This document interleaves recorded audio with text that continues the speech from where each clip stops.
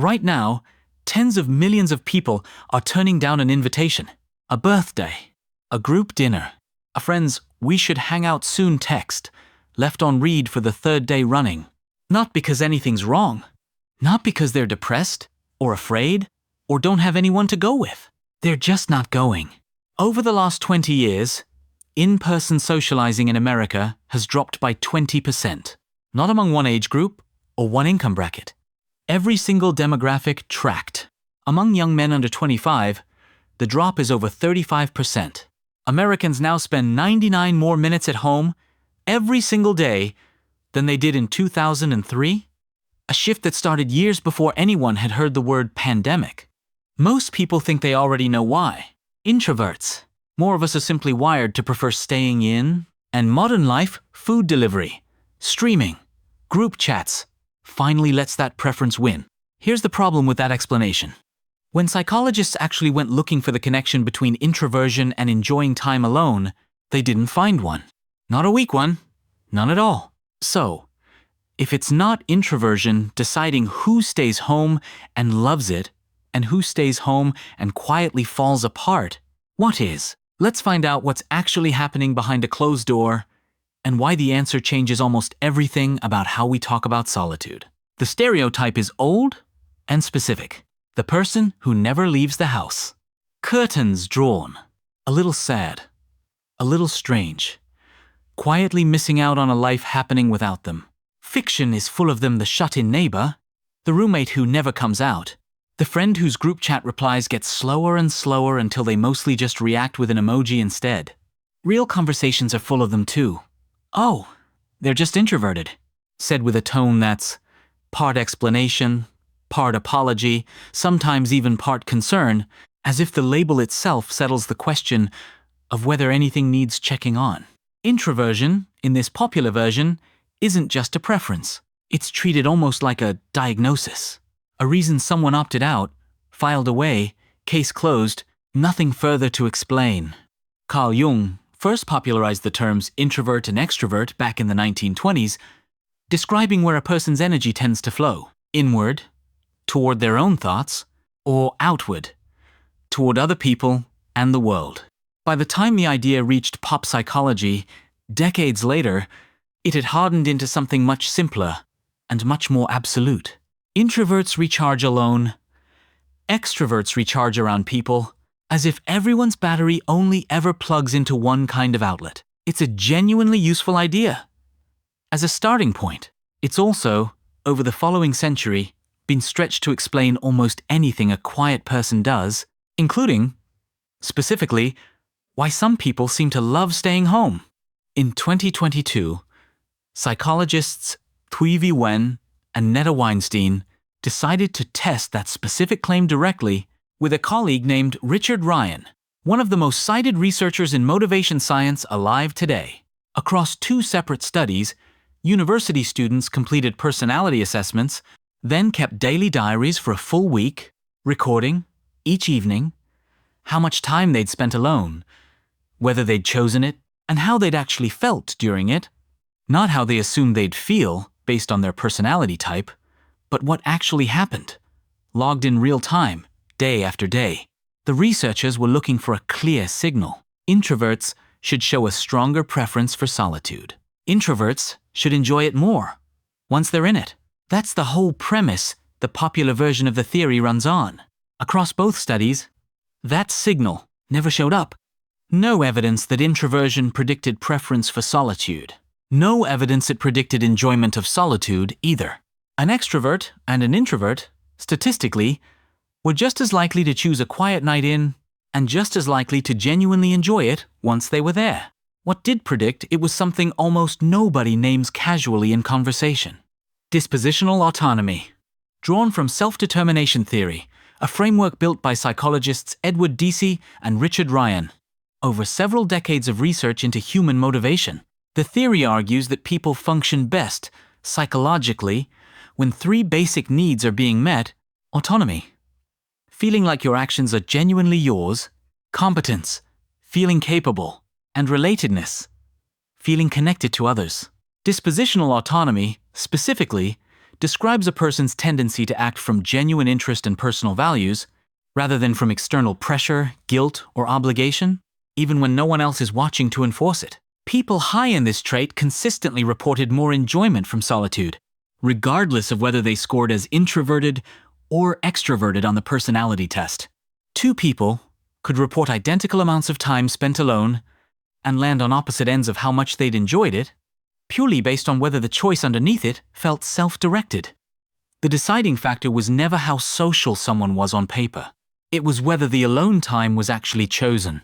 Picture two people turning down the exact same Friday night plans. One texts back, "Can't make it," genuinely looking forward to just being home tonight, and means every word. The other texts back almost the same sentence, then spends the evening scrolling, half-watching something they're not really watching, wishing, somewhere underneath it, that they'd said yes. Same words. Same empty evening ahead of them. Completely different night. This lines up with something else Weinstein's research has found, again and again, across dozens of studies now. Solitude and loneliness are not opposite ends of the same scale, the way hot and cold sit on one thermometer. They're different states entirely, with different chemistry running underneath them.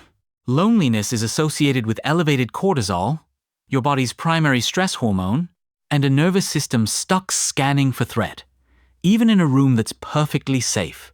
It behaves, physiologically, a lot like low-grade chronic stress because functionally, that's largely what it is.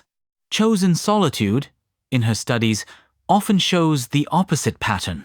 Lowered stress, restored attention, a nervous system allowed, finally, to stand down from constant social monitoring. Some researchers describe this as a kind of restorative niche, a deliberate retreat that lets a person recover from the effort of performing, adapting, or simply being on for other people, before stepping back out into the world with something left to give it. Two people can be in the exact same room, alone, for the exact same number of hours, and be having almost opposite experiences. One, recovering. The other, quietly suffering. The room doesn't know the difference. Only the reason behind it does. Which brings us back to that 20%. In February 2025, journalist Derek Thompson published a cover story for The Atlantic called "The Anti-Social Century," built on decades of data from the American Time Use Survey run by the Bureau of Labor Statistics since the 1960s.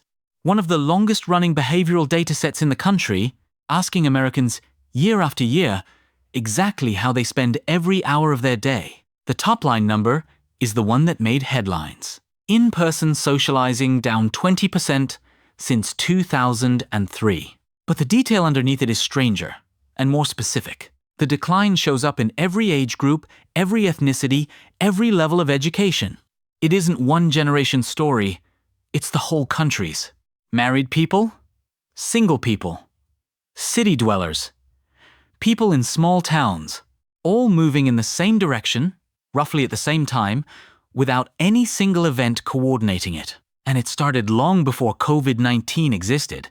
The trend line was already climbing for close to 2 decades before the pandemic. The pandemic didn't create this trend. It just stepped on the accelerator that was already pressed down, and then, unlike most pandemic-era habits, this one largely stuck. Part of what changed is genuinely structural, not just psychological. In 2003, going out for dinner, a film or groceries mostly meant actually leaving. Today, nearly anything that used to require a trip can arrive at your door instead. Food, entertainment, work meetings, even doctor's visits, compressed into a screen you never have to put on shoes for. None of that is inherently a problem. Convenience isn't the villain of this story. Work changed too. Millions of people who used to commute into an office, surrounded by colleagues whether they wanted to be or not, now do the same job from a kitchen table, seeing co-workers as faces in small rectangles, if at all. The casual conversations that used to happen by accident, in a hallway, a break room, an elevator, simply don't happen anymore for a huge share of the workforce unless someone deliberately schedules them. But it does mean that for the first time in most of human history, the effortful parts of being social, the driving, the waiting, the small friction of simply showing up, have become optional in a way they never used to be. And when something becomes optional, the honest question stops being, "Can you do this?" and starts being, "Do you actually want to?" far more often than most people are used to asking themselves. Here's where it gets genuinely strange. If solitude was simply replacing connection, one for one, with nothing else changing, you'd expect loneliness to be climbing in lockstep with it. 20% less socializing should mean something close to 20% more loneliness, roughly, give or take. It hasn't. Measured on standard psychological scales like the UCLA loneliness scale, loneliness hasn't risen anywhere near as sharply as the drop in socializing would predict. Millions of people are spending dramatically more time alone than they were 20 years ago, and, on average, not reporting a matching surge in feeling lonely on the same instruments researchers have used for decades to track it. Alone and lonely, it turns out, are far less tightly linked than the simple story assumes, which is, really, the exact same finding as the diary studies, just showing up again at the scale of an entire country instead of a single week. None of this means the concern isn't real. In May 2023, U.S. Surgeon General Vivek Murthy released an 82-page advisory declaring loneliness an official public health epidemic in America. He cited research from psychologist Julianne Holt-Lunstad at Brigham Young University showing that the mortality impact of chronic loneliness is comparable to smoking 15 cigarettes a day.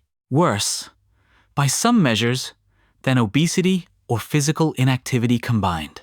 Roughly half of American adults report experiencing loneliness. Time spent with friends fell by 20 hours a month between 2003 and 2020. Time spent alone rose by 24 hours a month over that same stretch, almost a perfect mirror image of each other, on paper.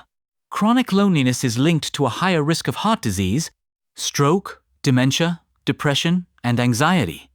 This is not a small, theoretical concern.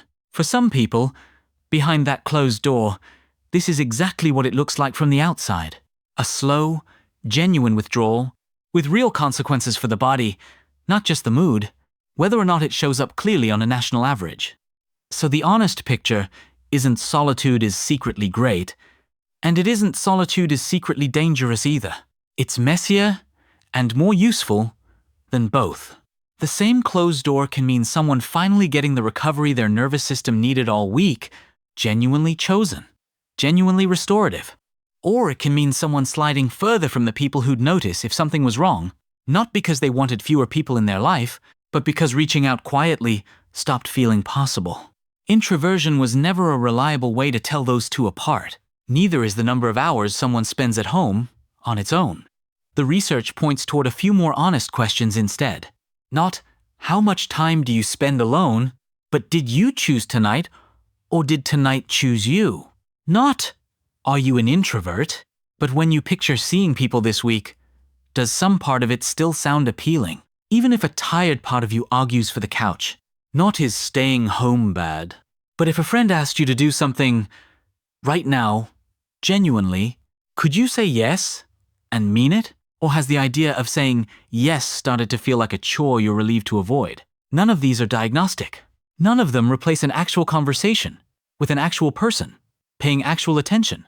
But they point at the thing that mattered the whole time, underneath the stereotype, underneath the 20%, underneath every well-meaning, oh, they're just introverted. What the research actually points to is smaller and harder to see from outside. Whether the choice to stay still feels, to the person making it, like a choice at all. A door can close for 100 different reasons. Some of them are the sound of someone finally resting. Some of them are the sound of someone quietly giving up on being asked. From the outside, they can look exactly the same.